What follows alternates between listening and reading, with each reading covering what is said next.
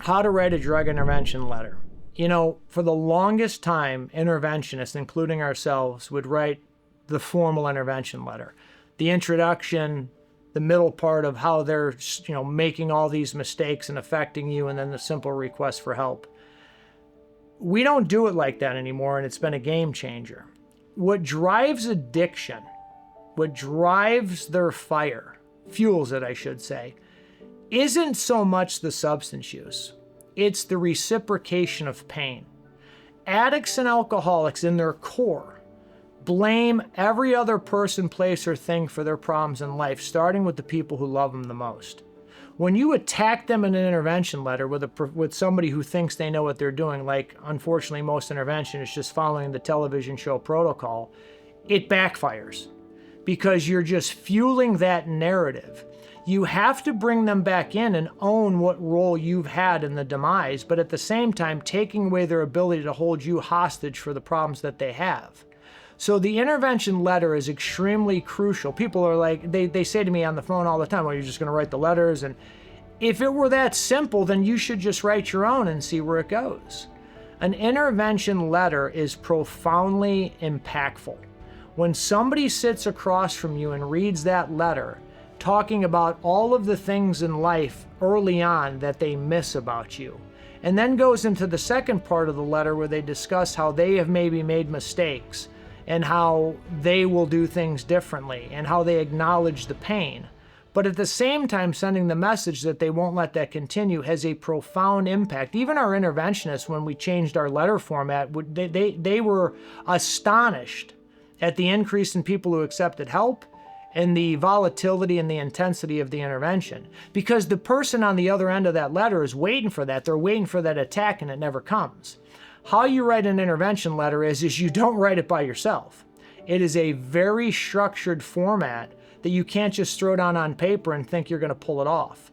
You have to have the guidance of a professional, and each person writing it's going to have a different letter. There may be a few people in the family, like children. There's no format for children. You have a young person affected by their loved one's addiction, perhaps a parent, they could say whatever they want. We take the gloves off and or let them say whatever it is they want, but based on the relationship, each person will have a different drug or alcohol intervention letter that is going to help them be diffused, understand they're loved, and at the same time that the people reading it aren't going to sit around and let this continue. And there is a real clinical way to do that. It's not pulling off, AIing how to write a letter. That's not going to fly, guys. It has to be specific to the person reading it, and it has to be specific to the person hearing it. So on top of the drug intervention letter, which is technically called the emotional appeal letter, there is another letter that is written, and that is one letter on behalf of the entire family. And that letter is called the boundaries and consequence letter.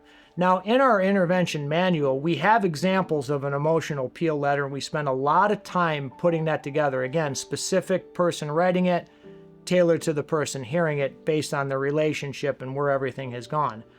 That other letter, the consequence letter, we don't have an example for that. And everybody always asks us why. We used to in the book. And what ended up happening was people would just take the example and they would just rewrite it by changing names, and then they would read it at an intervention. And what ended up happening is a lot of the things that were in there, the family wasn't able to follow through with. So when it comes to a boundary or a consequence letter, I'd rather you have weak boundaries that you can adhere to or hold than to set strong boundaries that you can't. Now, that boundary and consequence letter is rarely read because most people do accept help, despite you not thinking they will, at the intervention, but that letter also follows them to the treatment center. And what that letter does is it stays in their clinician's office so that if they try to leave against medical advice, if they're non-compliant, if there's a problem where they really need to hear where the family stands. So the consequence letter does not come out unless it has to, but it will follow them to the treatment center. So you have the emotional appeal letter that everybody understands what that is, but then you have that one consequence letter signed by everybody on the same page. That letter is to get everybody on the same page of where they stand if their loved one refuses help, says no, and or if they try to leave treatment. And even if unfortunately they relapse down the road, we've got to bring the family back to what their boundaries and consequences were. So the emotional appeal letter is the heartfelt letter that's going to get them to go. The consequence letter is hopefully what's going to keep them to stay on track.